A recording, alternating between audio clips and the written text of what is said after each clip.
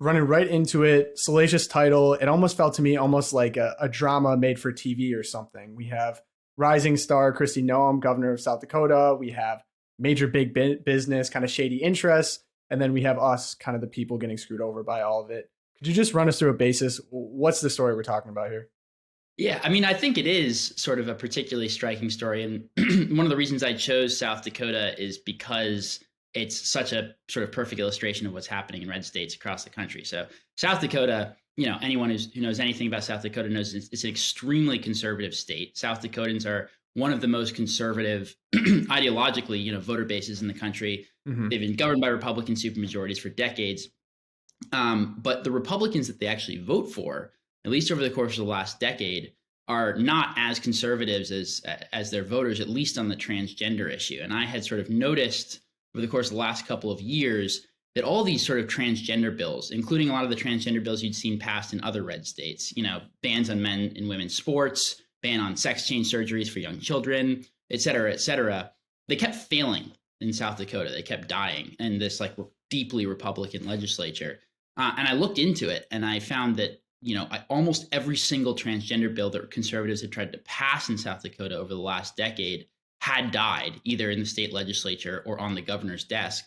And that's because the largest company in the state, Sanford Health, which is this massive $7.5 billion healthcare company in Sioux Falls, profits from sex change surgeries and puberty blockers and has a very, very close relationship with the Republican establishment in South Dakota. So unfortunately, even though South Dakotans themselves are very conservative, their elected representatives are on the transgender issue, I think, selling them out. Yeah, for sure. And just so people really understand, a lot of these bills are no-brainers, right? So I have a list here just to read off so people get the gist. We have conscious rights for doctors to not perform, say, transgender surgeries or prescribe cross-hormone drugs, ban on puberty blockers and sex change surgeries for kids under 16, ban on changing of sex on birth certificate, a bathroom bill, pretty standard issue, parental rights and education bill. And then this one was kind of interesting, to report the number of human embryos destroyed in medical facilities. And that really stuck out in the article because when you inquired about it, they almost their attitude was, why do you want to know? What's the big deal? And so all these are just kind of square one, day one. Like if you're a general issue, I guess, conservative bend, these have to get passed. So how are they not getting passed? Like you said, they're super majorities. It seems like people elected these people to go govern for the people. Where's the holdup here?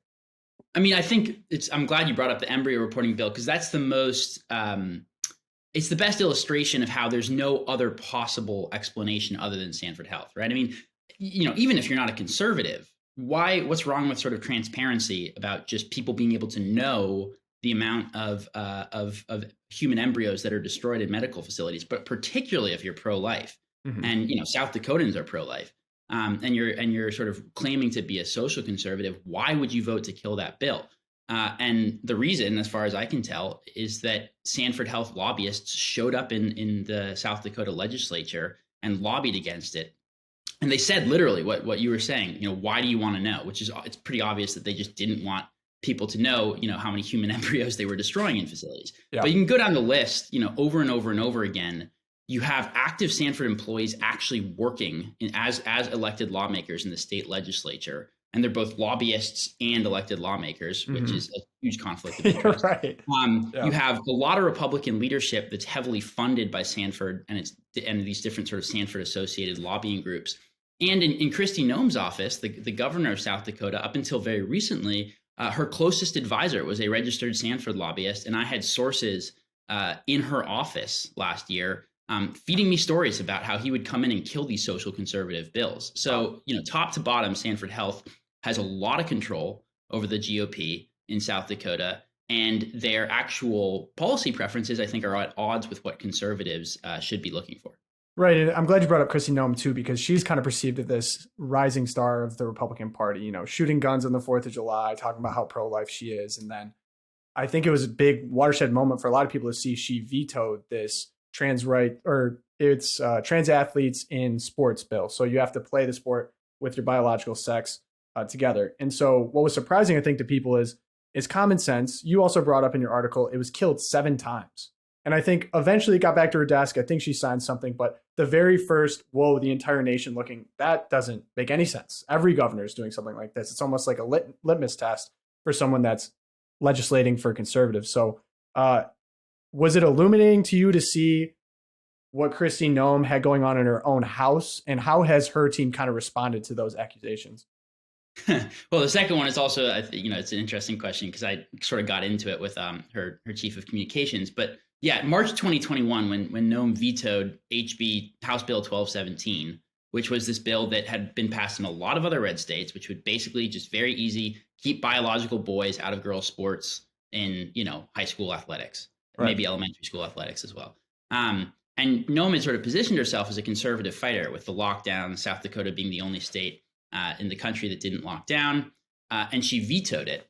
And as you pointed out, that was, I think, the 8th version of that bill that had died in the South Dakota legislature, which enraged and shocked a lot of conservatives who had sort of seen her as this fighter.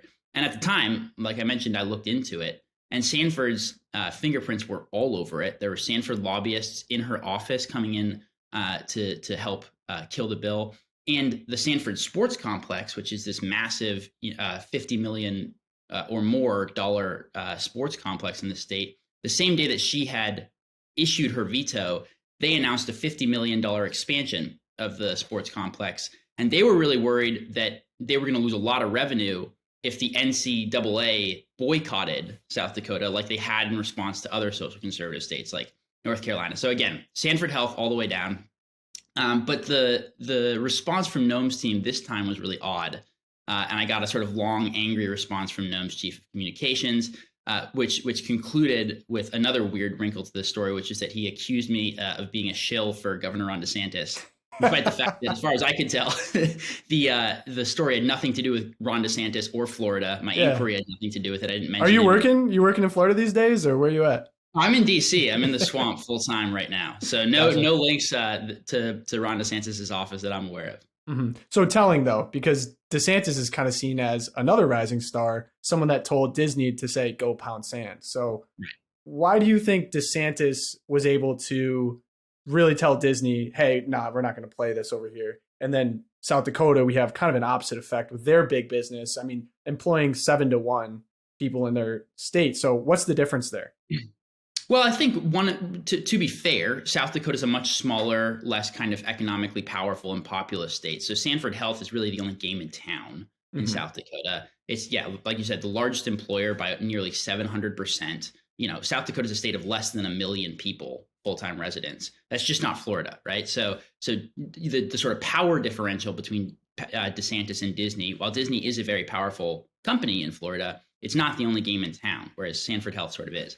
But, it's also, I think, to give DeSantis credit, it's because Ron DeSantis, I think, sort of understands this new dynamic that we're seeing in red states across the country, where these big businesses increasingly are working with left-wing activists and throwing their weight around to go after social conservatives, and often to overturn or kill these social conservative bills that are very popular in the state. And you just have not seen that in the same way from South Dakota Republicans, which I think is a shame. Right. And you also mentioned in your article, there's something called the Transformation Project. It's a very organized, well thought out trans activist group that do conferences in Sioux Falls and South Dakota, et cetera. They were very influential as well. And I just, so people are clear, what was their involvement in terms of what happened in South Dakota? Right. So this is what originally brought my attention to sort of writing this piece, is that there's on January 13th, there's going to be this big Midwest gender identity conference in Sioux Falls in South Dakota. And, you don't really think, like I said, of South Dakota as the kind of state where you'd find a gender identity conference. But it's this huge sort of meeting of, transgender medical specialists, activists, experts, et cetera. And it's being co-hosted by Sanford Health and this trans activist group, the Transformation Project. The Transformation Project, their main focus is gender dysphoric children, transgender kids. They were on the sort of front edges of the spear of killing this ban on puberty blockers for kids. And they're extremely well funded, mostly with out-of-state money from sort of LGBT activist groups in places like California. But it's just another example of how these sort of large national forces in this very powerful national coalition are able to sort of parachute into these sort of smaller red states like South Dakota and just consistently override the will of the people. Yeah. And so the will of the people comes up. It feels very discouraging knowing there's well-organized, well-funded interest groups that are kind of intermingling with people that are legislating, right? And then also the pressure from big business. So what's the response from just a common everyday person that just wants to see not have their kids be mutilated essentially and have their legislators represent them? How can we put their feet to the fire, I guess? What's the answer to this? Well, look, I mean, it sounds sort of a little cliche as a prescription, but Republican voters, I think, have to start paying attention. And it's not to impugn Republican voters in South Dakota. Look, most people have better things to do with their life than to sort of scrutinize every sort of policy decision that their elected representatives make. People have jobs, they've got families, they've got church to go to, they got kids to raise, right? Like it's, sort of paying a lot of attention to politics. It often falls, further down on their priority list. But South Dakotans, like I said, are a very conservative people. They would be horrified if they found out that this was going on in their state. And I've been inundated with messages and emails since I wrote this piece going, I had no idea that this was happening in my state. And they think, I think, something that might have been true in another era, which is that if they vote for someone with an R next to their name, that person is going to fight for their values. And we've just seen from the GOP, not just in South Dakota, but across the country in the last few years, that there are a lot of Republicans who I think are not aligned with what Republican voters think, particularly on cultural and social issues. And Republican voters, I think, need to sort of draw some bright red lines in the sand and say that that's unacceptable and that there will be consequences for betraying them on these really important cultural issues. Yeah. And Nate, you're an excellent writer. You're pretty good at investigating. I mean, I was shocked when I saw this. I'm in the game as well. So why was this not more well known before your piece? Why are the average person not able to do this? I feel like it has to be something a little bit more than, oh, we just weren't really paying attention. There has to be some type of concerted effort to just lock this down, right?